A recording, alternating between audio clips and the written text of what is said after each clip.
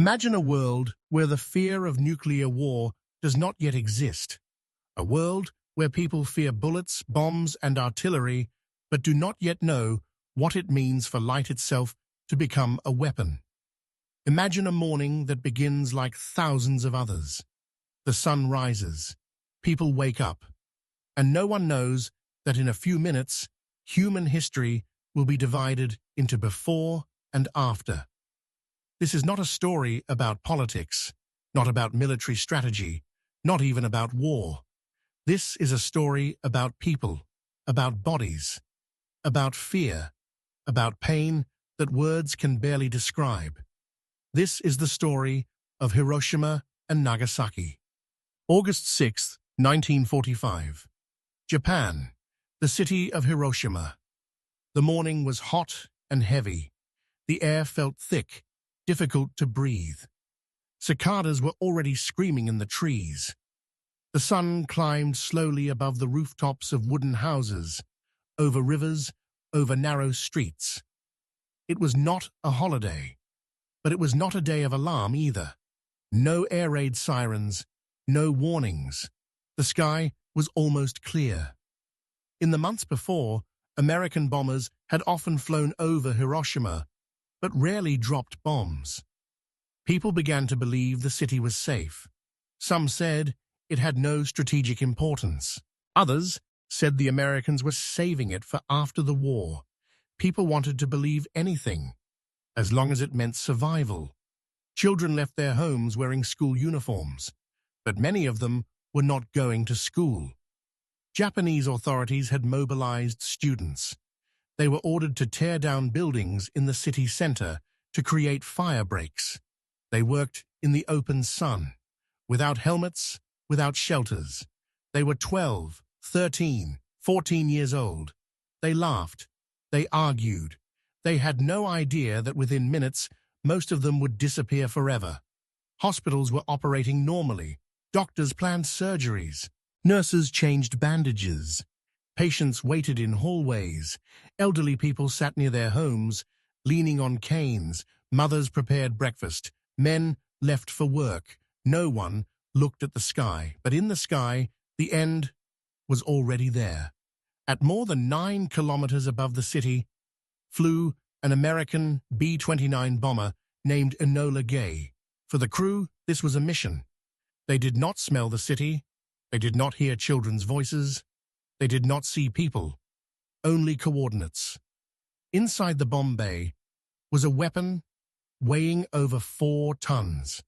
It did not look like a typical bomb. It looked like a metal coffin.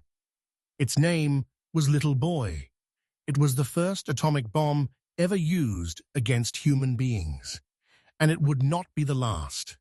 To understand how the world reached this moment, we must go back. World War II was not just a war. It was annihilation. Millions of soldiers dead. Millions of civilians killed. Cities erased from maps. In Europe, the war ended in May 1945. Nazi Germany surrendered. People celebrated in the streets. But on the other side of the planet, the war continued. The Japanese Empire fought with the desperation of a cornered animal. Military leaders prepared for a final battle on the home islands. Civilians were taught how to die for the emperor. American generals studied the numbers. Iwo Jima, Okinawa. On Iwo Jima, nearly all of the 22,000 Japanese soldiers died. On Okinawa, more than 200,000 people were killed, many of them civilians. Entire families committed suicide, terrified of capture. Military analysts predicted that an invasion of Japan would cost hundreds of thousands of American lives and millions of Japanese lives. And then a new card was placed on the table. The Manhattan Project, the most secret program in human history. Thousands of scientists, billions of dollars. Absolute secrecy. The scientific director was physicist J. Robert Oppenheimer. On July 16, 1945, in the New Mexico desert, The first nuclear test was conducted. The sky exploded into light. The ground shook. The world changed. Some scientists applauded. Some stood in silence. Some cried. Oppenheimer remembered ancient words. I am become death, the destroyer of worlds. A number of scientists pleaded not to use the bomb on cities. They proposed a demonstration explosion on an uninhabited area, but the decision had already been made.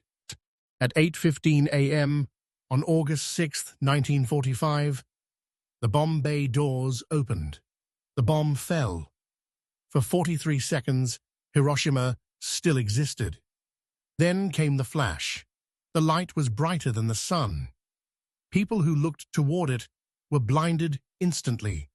Some did not even have time to understand what was happening. Temperatures at the hypocenter reached several thousand degrees Celsius. Human bodies vaporized. Eyes burned in their sockets. Clothes ignited instantly. Some people simply ceased to exist. All that remained were shadows, burned into stone, steps, bridges. These shadows are real.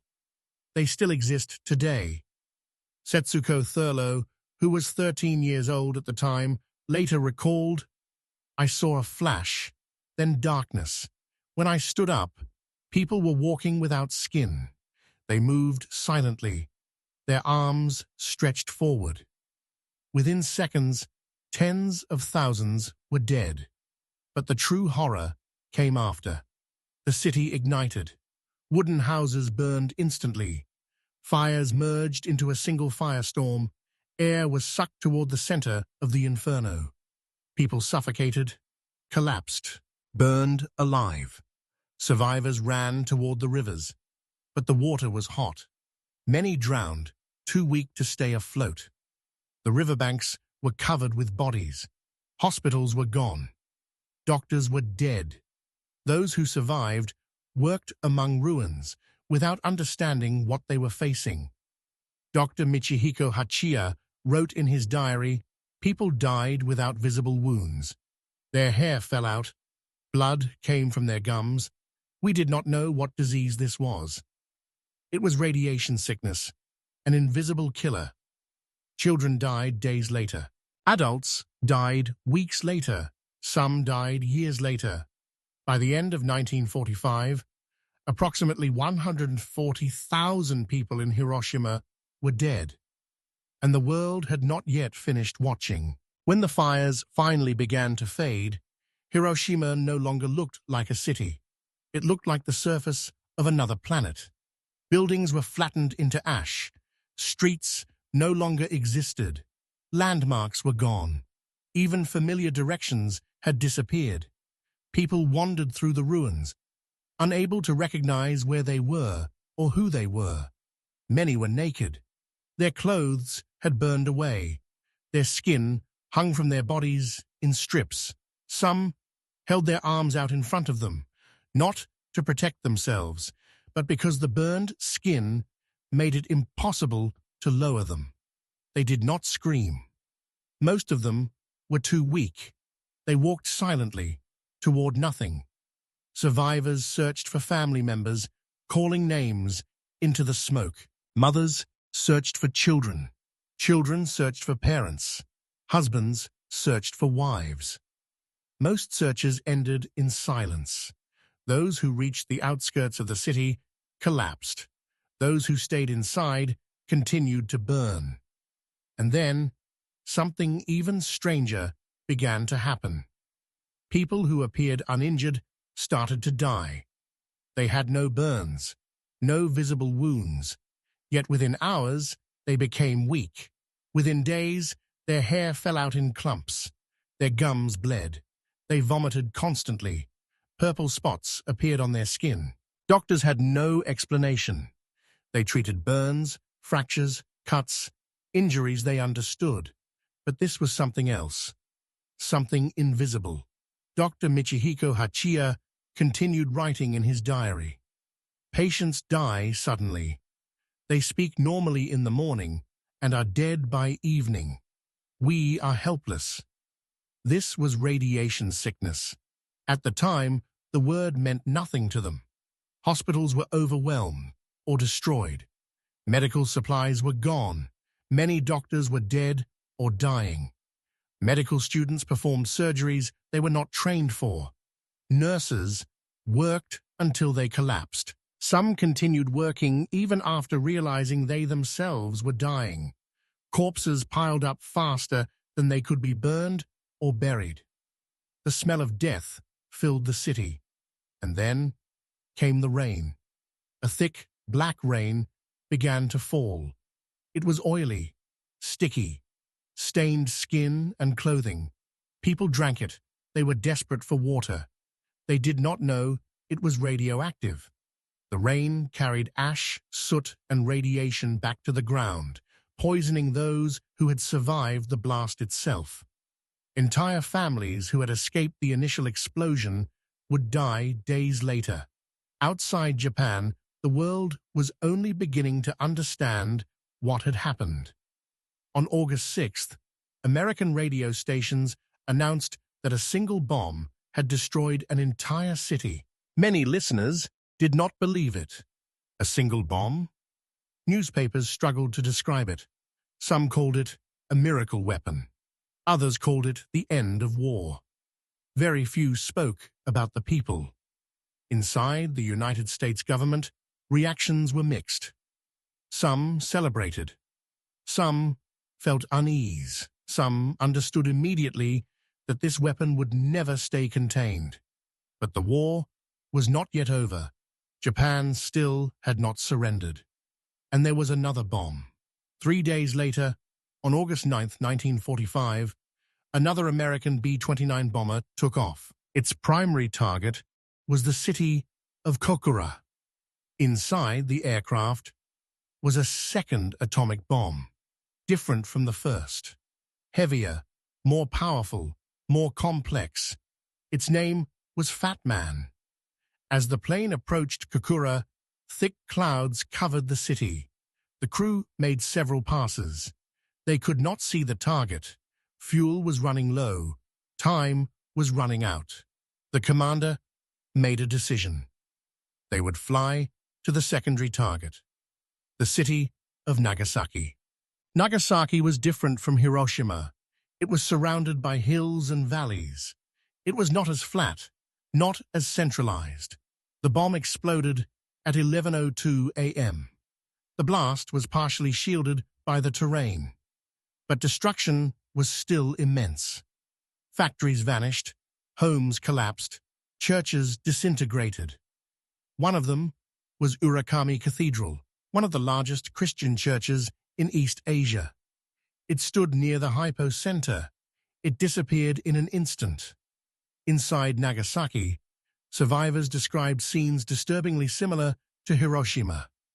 People burned beyond recognition, skin falling away, eyes destroyed. Silence instead of screams. Sumitero Taniguchi, a teenage postal worker, was thrown from his bicycle by the blast. His back was completely burned. He survived, but spent years lying on his stomach, unable to move. Later he said, "I begged to die, but death did not come." Medical staff faced the same mystery. People who seemed fine began to die. Hair fell out. Bleeding began. Organs failed. By the end of 1945, approximately 70,000 people in Nagasaki were dead. On August 15, 1945, Emperor Hirohito addressed the Japanese people by radio. It was the first time most citizens had ever heard his voice. He spoke in formal, ancient language. He announced Japan's surrender. For the world, the war was over. For the survivors, it was only the beginning. They were called hibakusha, those affected by the bomb. At first, there was sympathy. Then came fear. People believed hibakusha were contagious, that they carried some invisible curse, that their children would be deformed. Many were denied jobs. Many were refused marriage. Some hid their past for decades. Women feared pregnancy. Men feared starting families. Some survivors lost entire families and lived alone for the rest of their lives. Others watched loved ones die slowly from cancer, years, even decades later. Doctors began to understand the long-term effects of radiation, leukemia, solid cancers, genetic damage. The bomb did not stop killing in 1945. It continued killing silently. Many Hibakusha spoke about survivors' guilt. Why did I live? Why did my child die?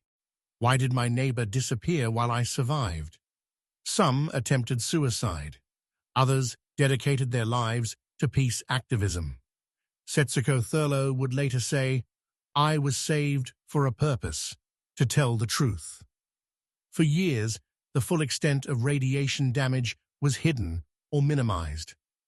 During the American occupation of Japan, photographs, reports, and testimonies were censored. The world moved on.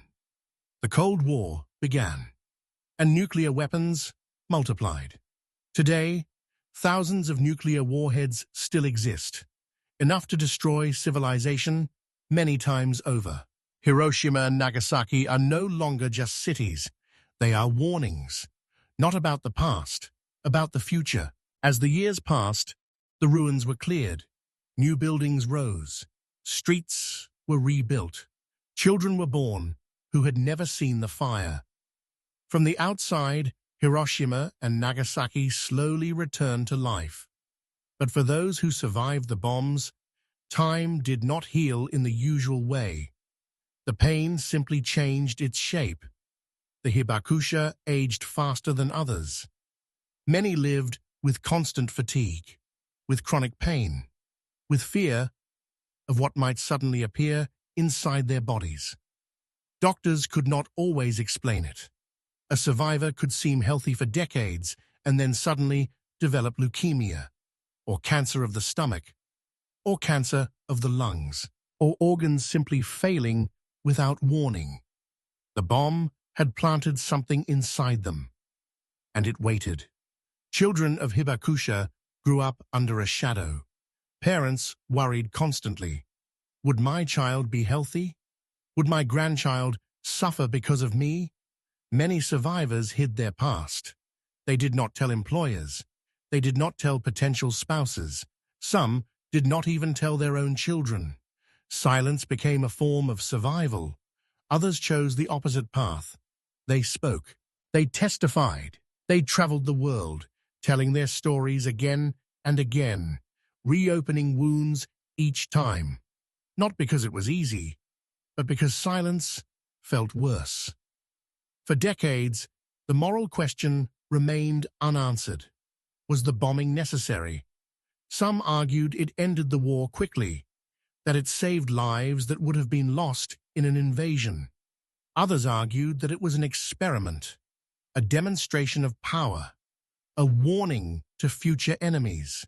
Historians still debate numbers, but numbers cannot answer what survivors remember. They remember children burned alive. They remember parents begging for water. They remember bodies stacked like firewood. And they remember that none of those people had any say in the decision. In the years that followed, the world did not step away from nuclear weapons. It ran toward them. The Cold War turned fear into doctrine. Countries built bombs not to use them, but to threaten with them. Mutual destruction became a strategy. The logic was simple. If everyone can destroy the world, no one will. But logic does not remove risk. It only delays it. Accidents happened. False alarms happened. Near launches happened. Human beings, tired, frightened, angry, were placed between buttons and annihilation. And they still are. Hiroshima and Nagasaki became symbols, not of Japanese suffering alone, but of human vulnerability. They showed that civilization is thinner than we believe, that technology can outpace wisdom, that one decision can erase generations. In Hiroshima, a single building was left standing near the hypocenter. Its skeleton survived when everything else vanished. Today it stands as a memorial, not to victory, not to power, but to warning. Every year, survivors gather, fewer each time. They ring bells. They release paper lanterns on the river. They read names, names that never grow old. Many survivors say the same thing. We do not want revenge. We want remembrance. Because forgetting is the most dangerous outcome of all. The atomic bomb did not end with Hiroshima and Nagasaki. It changed the definition of war. Before, war destroyed cities. Now, it can erase civilization. Before, the future belonged to survivors. Now, survival itself is uncertain. That is the legacy. When people ask survivors what they want the world to learn, the answer is rarely complex. They say, "Look at us. Listen to us. Do not let this happen again." This story is not meant to leave you comfortable. It is meant to leave you aware. Because the shadows on the walls of Hiroshima are not just history. They are reminders of what human beings are capable of and of what we must choose not to become. In a nuclear war, there are no winners, only silence and shadows